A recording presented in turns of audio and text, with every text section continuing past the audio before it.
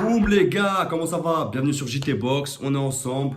J'espère que vous allez bien. Aujourd'hui les gars, on va parler de Tourman contre Tsu. Mais avant, petit aparté oblige, Akira Toriyama les gars. Vous savez qu'il nous a quitté début mars. Donc je me devais de faire une petite rapide hein, les gars. On va rester sur le thème de la boxe, vous inquiétez pas.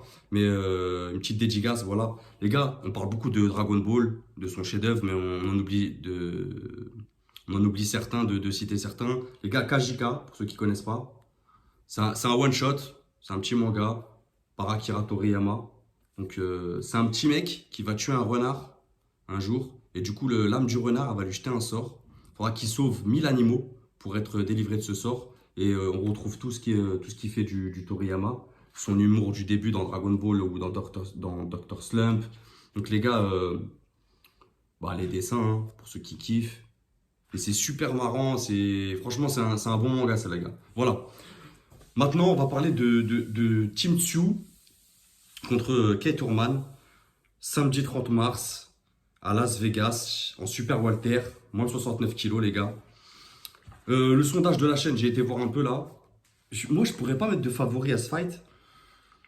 Mais sur la chaîne en tout cas, 56% pour Team Tsu et 44% en la faveur de Kate Urman. Ce que je peux comprendre, Tourman il est inactif, il fait des retours de temps en temps, donc je peux comprendre. Donc grosse soirée boxe les gars, grosse soirée boxe, franchement ça va être un kiff de fou, je suis content de fou. Il y a notamment Fundora contre Boachuk chez les Super Walter pour la ceinture WBC.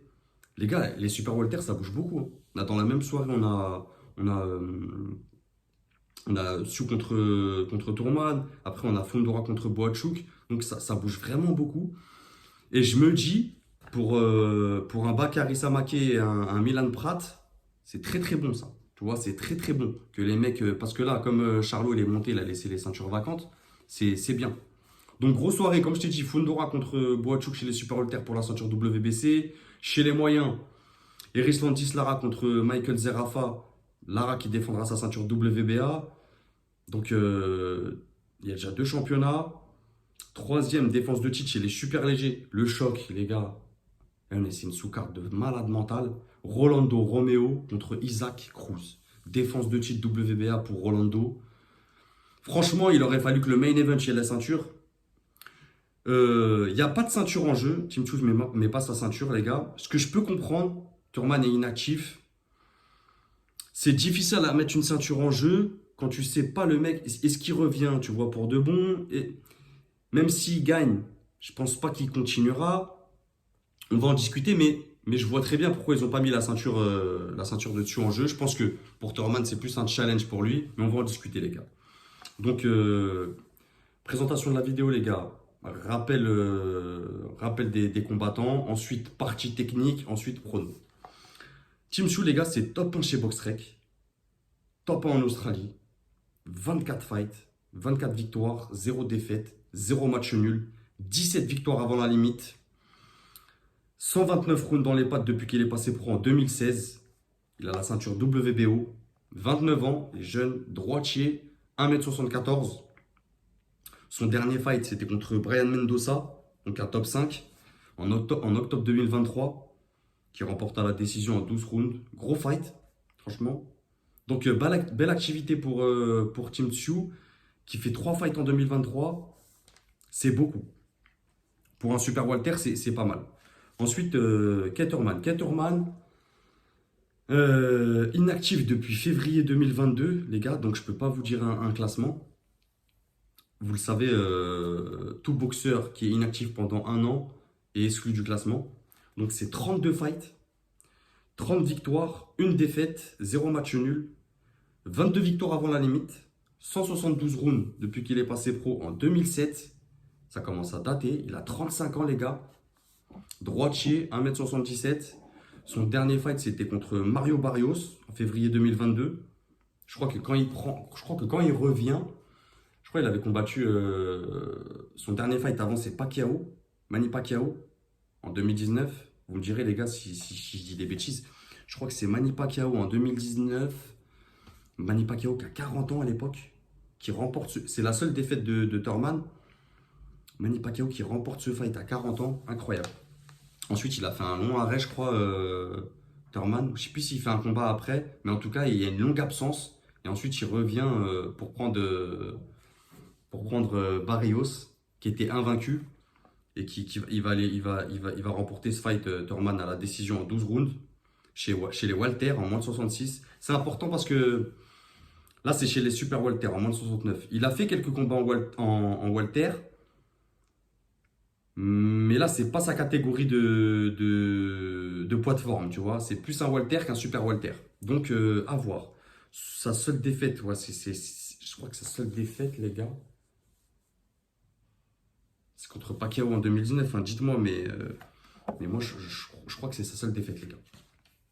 Donc, très intéressant pour Thurman. Je pense que Thurman, il voit un challenge et une passation en Team Tsu, tu vois. Maintenant, on va passer à la partie technique, les gars. La partie plus intéressante on va pas se mentir, qui nous fait plaisir. Lors de cette grosse soirée boxe, oh, je vais me régaler. J'espère que vous aussi, vous êtes contents, les gars. En plus, de l'autre côté, après, il y a Goulamirian contre Ramirez. On va en parler, les gars. Donc, Team Tsu, c'est un boxeur sérieux. C'est discipliné, patient, une bonne défense. Tu vois, il va avancer. C'est un gros contrôle du centre du ring. C'est pas un mec qui va te mettre des KO, tu vois.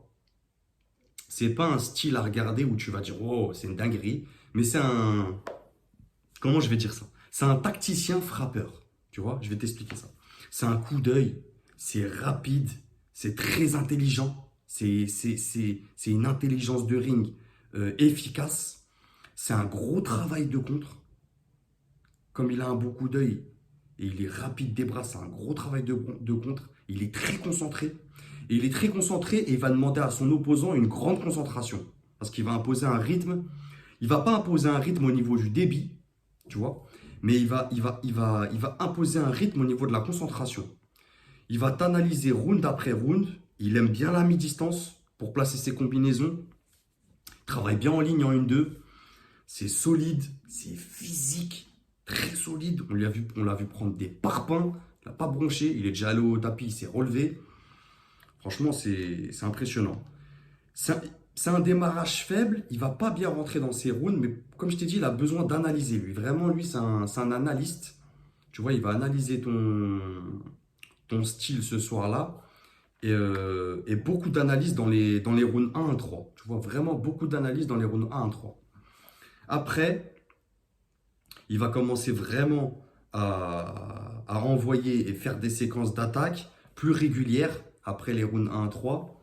Et son débit, il va augmenter. Il va commencer à se relâcher. Et c'est un gros cardio et une grosse pression. Comme je t'ai dit, avec lui, il faut être concentré. Franchement, parce que la moindre erreur, elle va pas être fatale. Il va t'asséner des coups lourds, même si c'est pas un gros puncher, mais il va t'asséner des coups lourds qui vont peser au fil des rounds. Franchement, il a un très bon crochet du gauche à mi-distance. Il a un très bon crochet du gauche. Franchement, c'est flippant. C'est peu de travail de jab. C'est pas quelqu'un, tu vas le voir envoyer beaucoup de jab. C'est pas sa boxe. C'est un gros uppercut dans les accrochages. Très vicieux dans les accrochages, Team Tsu. Tu vois qu'en sortie ou en entrée d'accrochage, faire super attention avec lui. C'est un gros travail de destruction en deuxième partie de fight, par contre. Et c'est ça qui me fait un peu peur pour Thurman, mais on va revenir quand je parlerai de Thurman. C'est un gros travail de destruction en deuxième partie de fight. Comme il a un gros cardio, tu vois, il a du travail de cadrage et combinaisons qui font mal. Et ça, c'est dangereux, tu vois. Pour un Thurman qui a 35 ans, qui revient après presque 2 ans d'inactivité, ça peut lui être fatal. Thurman Leba, c'est un. Thurman Leba, excusez-moi les gars. Ramadan, on connaît. Thurman, les gars, c'est un boxeur aérien.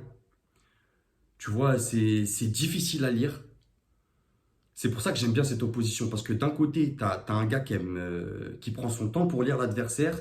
Et de l'autre, tu as quelqu'un qui est imprévisible. Qui a une boxe aérienne qui peut être à distance et d'un coup qui va limite se jeter, tu vois.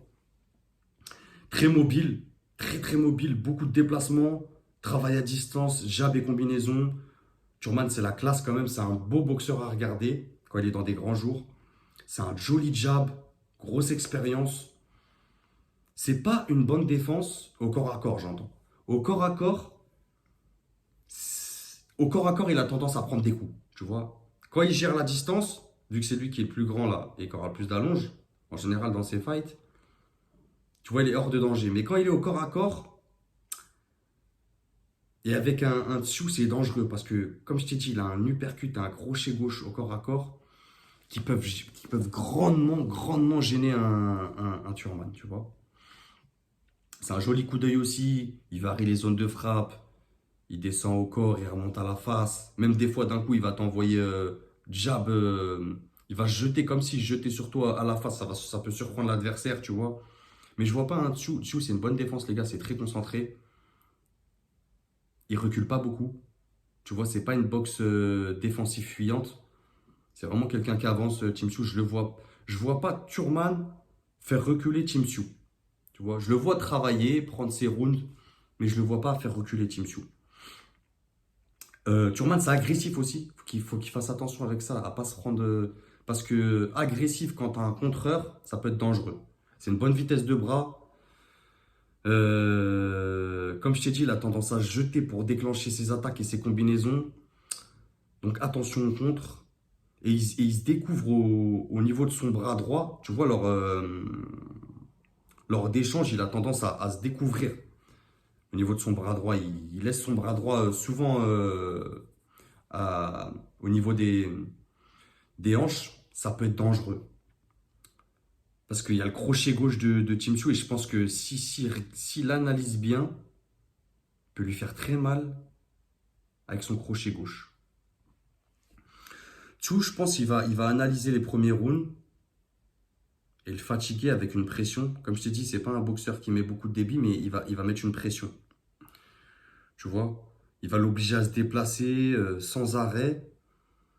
Et comme Turman, c'est un boxeur déjà mobile à la base, j'ai peur qu'il en fasse trop en termes de déplacement. Et tu vois que ça le fatigue, ça l'use. En fait, il va l'user, je crois, au fil des rounds.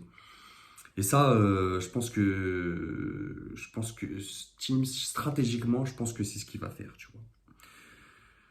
Pronostic, les gars, c'est pas un combat facile à pronostiquer. Je pense que Turman, il va prendre les premiers rounds. Tu vois, je le vois clairement prendre les premiers rounds. Mais, genre, par exemple, je le vois prendre les rounds 1 à 4. Tu vois, il va bosser les rounds 1 à 4.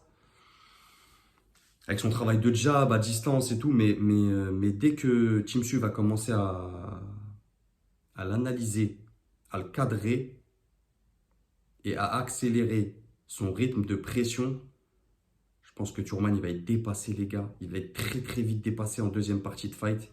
Et je vois un Tim Tszyu s'imposer à la décision. Victoire unanime. Mais je vois quand même Turman. Tu vois, c'est son retour. C'est le main event. Il a envie de briller. Je pense que les 4 premiers rounds, je pense même qu'il va les prendre les 4 premiers. Les 3-4 premiers, il va les prendre. Par contre, après, ça va être compliqué. Ça va être compliqué pour lui, les gars. Voilà, les gars. Je vais parler aussi, on va analyser aussi le fight de Rolando Romeo et Isaac Cruz. Et vous inquiétez pas, je parlerai de Goulamirian et Ramirez, les gars. Mais tranquille, c'est le 30 mars. Donc on a le temps la semaine prochaine ou la semaine avant le fight. Tranquille, les gars. Dites-moi ce que vous en pensez en commentaire. Abonnez-vous, les gars, donnez-moi de la force. On est ensemble. N'oubliez pas, les gars, n'oubliez pas de voter, les gars, dans les onglets communauté. C'est vraiment un lieu de partage, il y a des bonnes discussions et on discute beaucoup ensemble, ça me fait plaisir. Voilà, les gars, c'était tout pour JT Box et n'oubliez pas, c'est que de la boxe.